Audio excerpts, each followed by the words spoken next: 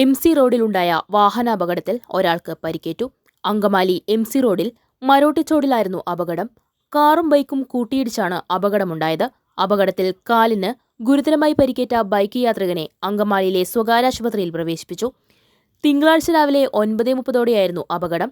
Service സ്റ്റേഷനിൽ നിന്നും റോഡിലേക്ക് കയറിയ കാർ കാലടി ഭാഗത്തേക്ക് പോവുകയായിരുന്ന ബൈക്കിലിടിക്കുകയായിരുന്നു.